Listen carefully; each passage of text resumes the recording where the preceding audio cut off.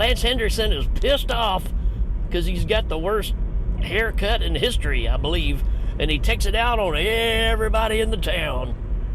Nope, it's not man's best friend. We're talking the Pit and the Pendulum right here on Dr. Movie. Hoochie Boochie. Wait a minute, I hear something. Dr. Movie!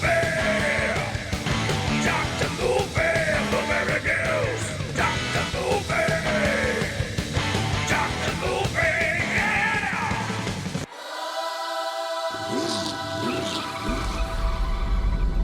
Hey everybody, what's going on? It's Dr. Movie time. Welcome back to the show. If you're new, welcome aboard. This show is done while I'm driving down the road, which currently I'm trying to dodge a truck. There we go, got him out of the way. And we are in a newer vehicle. Well, I say newer, new to me vehicle. For those that's been listening, you remember the Blunicorn for quite a while. Well, it gave up the ghost. And then I was in the family car for quite a while, which is a bit quieter.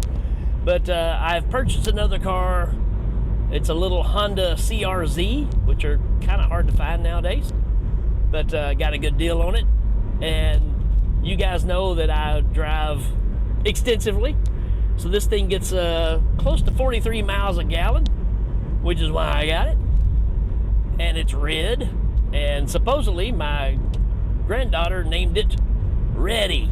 Because it's red. Ready. There you go. So I don't know if that name's going to stick, but we will see. Anywho, we are back to talk about another full moon movie, which this one surprisingly does not feel like the other full moon movies that we are used to. This one's got a very spectacular cast. Such a strange movie. And it's based on the Edgar Allen Poe story of Pit and the Pendulum. And we will get on with it here in just a second, because I'm about to exit off of a ramp. And I probably don't need to be trying to read a synopsis and do it at the same time. So here we go. Ramp countdown in 3, 2, 1. Ah! Almost there. Almost there. This is a lot longer ramp than I thought it was. All right, still turning. Still turning. Still turning. And there you go. All right. Now, let me get out here in the lane so I don't get killed. And there you go. All right, so let's look at this. A synopsis. It says Mad Monk Torquemada, take your pick. Lance Henderson, once a baker's wife, which is interesting in itself, in his torture chamber for the Spanish Inquisition. So yes, if you're not familiar with the story, it's going back and harken to the days of the Spanish Inquisition, which is a black eye on the culture, if you will. Wow. Yeah. Not the message you want to send out. You either believe what we believe, or we torture you. And no matter what aspect we're talking about. I mean, you know, that's one thing that we should all be able to have our own thoughts and own ideas. Unfortunately, there's a lot of places in the world that don't have it. And this is reflecting back when that was a really big issue. Right? This was directed by one Stuart Gordon. So we just recently covered some other movies of his. I'm a fan. I like his work a lot. I don't know. He kind of delivered that different aspect that really stood out. Again, Reanimator, From Beyond. I mean, these are the movies that as soon as they were over, I was grabbing the VHS tape, running to the neighbor's house going, you gotta watch this crazy stuff, right? So he knew how to deliver something different. And even though we're reflecting on a Poe story, this is still quite different. Let's see, it came out on May 31st in 1991. It is considered a horror/romance, which is hilarious. I don't know in what world somebody would say, oh yeah, this is a romance movie. What? Okay, anywho, that's what they've got it labeled as. I don't see it, but anywho, that's where we're going with this. As far as a cast, well, you heard me say a while ago, we got Lance Hendrickson. It's kind of all you need, right? He's a tour de force by himself. Rona DeRicci, I'm not sure what all she's done. She was in the original Pit and the Pendulum. She's been around a while. We've got Jeffrey Combs, again, the reanimator himself, right? Dr. Herbert West. It's always a good time when he shows up. It doesn't matter what movie it is. If he's in there, he delivers. And he's Francisco in his movie. We got Carolyn Purdy Gordon, which is Stuart Gordon's wife, she's pops up in every movie. She's like the Sherry Moon zombie of the 80s, when you think about it. Mark Mangolis, been in a ton of stuff. We just talked about Tom Towles the other day, right? About how hateful he is. He was in Fortress, which is the other Stuart Gordon movie. Always a bad guy. I mean, and we've got one Oliver Reed in this movie. He don't have a big part, but he plays the cardinal that comes in. I mean, it's Oliver Reed. Come on. I mean, if you know anything about movies, you have to tip the hat to the man, right? That's really all there is to talk about. I mean, we do have the guy that plays Gomez that's in this. But anywho, like we said, wait a minute, we didn't do a why to watch. And I got to do that. Why to watch? Here we go. It's cruel and terrifying. They just give it 2 words. I like that. It says this is a dang good adaptation for any level of movie. Shouldn't be overlooked by mainstreamers. Give it a chance. Again, it's surprising when you see the Full Moon label come up, and this movie is actually a little higher quality, I guess is the word. The acting is excellent. The script is well crafted. There's a nice amount of blood and gore. Sure, yeah, you get a little of all that, no doubt. It's just enjoyable bit of film with all the ups and downs of a direct-to-video movie from the 90s. I don't know that it was direct-to-video. Yeah, maybe it was. Well, being Full Moon, probably so. But yeah, I mean, this movie actually holds up pretty well. You can tell it doesn't really fit in a box. And what I mean by that, it doesn't have the formula that you expect, right? Because we've got other versions of the Pit and Pendulum that are a bit more successful, I guess you'd say. Even though it's Roger Corman, which is ironic.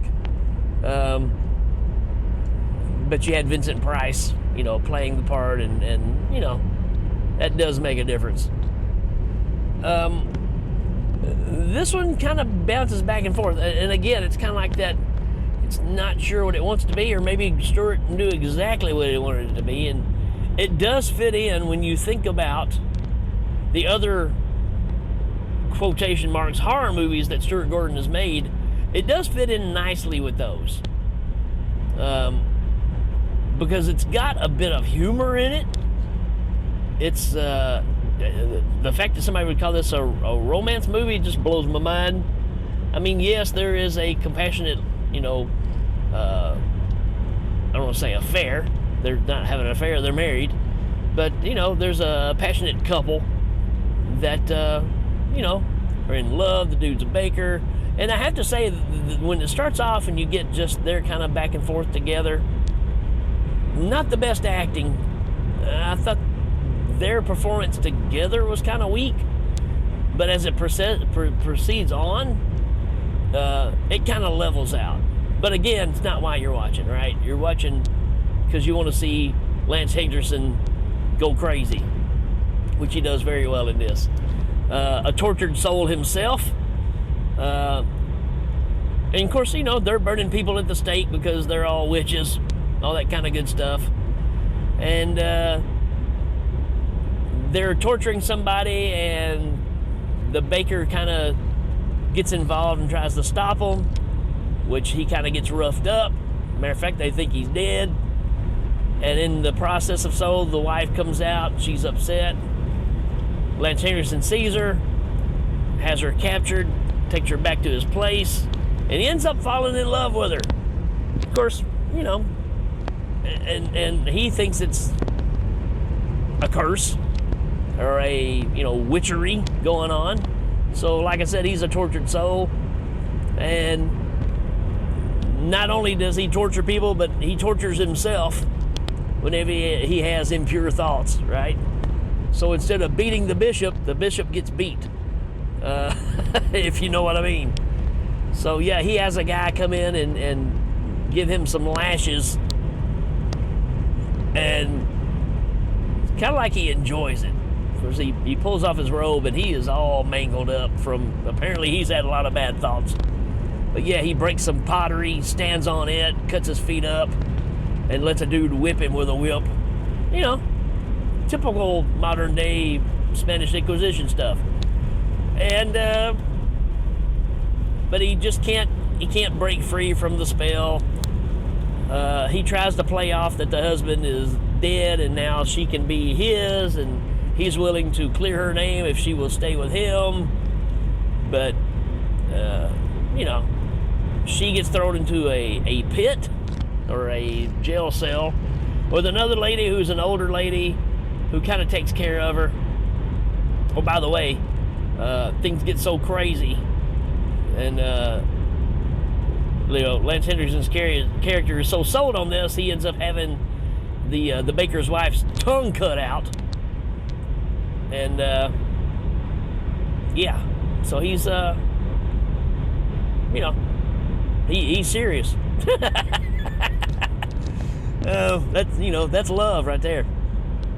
But anywho, she gets in a prison cell with this lady who kind of teaches her how to deal with the pain, how you can leave and go to your happy place, just like Happy Gilmore, and it helps you deal with all the chaos going on around you. Lo and behold, we find out that the baker is still alive, and he comes back to avenge his wife, who at this point, you've had the lady that was kind of teaching her how to use the happy place has been burned to a crisp, which is a pretty awesome scene, because she decides to eat a bunch of gunpowder, and that way when she burns, she explodes and causes even more chaos. So she's not a witch, but she does have some abilities, I guess you would say. She's just a little gifted. But she said, hey, if they want a witch, I'll give them a witch. So there you go. So you kind of have to be on her side a bit, because, you know, these people are wacko. And then at the end of this, you get where they think that Our Lady is dead. The baker's, I get that mixed up, the baker's wife. So they end up having a shrine for her, putting her in a casket, and but she can use like telekinesis to talk to her husband. Sure, okay. And he has the feeling she's still alive. He tries to go and rescue her, and he's the one that gets strapped down to the Pendulum, which is the newest, cruelest device that they can make up to torture people. And of course, you know, it becomes kind of a swashbuckler at this point, because you got, you know, a lot of sword play going on, people running around, and some do-do-do-do kind of music going on. So again, it's really hard to place this thing, and it's weird that you got this movie where people are being tortured, but there's this amount of humor in it too that, I don't know, it kind of works, and you're kind of going, this is kind of a strange mixture of stuff in this movie. I'm finding it strange that I beat up the 90s a lot. It just seems like coming out of the 80s, movies were so strong, but we were getting oversaturated. And it just feels like the 90s, and it may be because of the VHS boom that caused all the direct-to-video stuff, that it just seemed like people just did, you don't have to put that much into it anymore because people will just rent it, right? And it happened to pretty much all of our franchises we like. It just, I don't know, it just feels like it drops the ball. But I will say, going back and revisiting these, they hold up a little better than I expect them to. So I'm not clearing the table for all of them, but I'm just saying I've been recently surprised with these last couple, and maybe it's just Stuart Gordon. I don't know. Maybe his just hold up better. But I have been pleasantly surprised with these last couple of 90 entries and going, you know what? That's pretty good. And I kind of feel the same way with this one. I know I didn't cover much about Oliver Reed and all these. I mean, they're kind of side characters. Jeffrey Combs plays a great character who's kind of on board, kind of off board with what's going on. He's not a fan of the cruelty, but he thinks his heart's in the right place, and badly enough, he's locked in with a bunch of people that are taking this to the next level, I guess. So.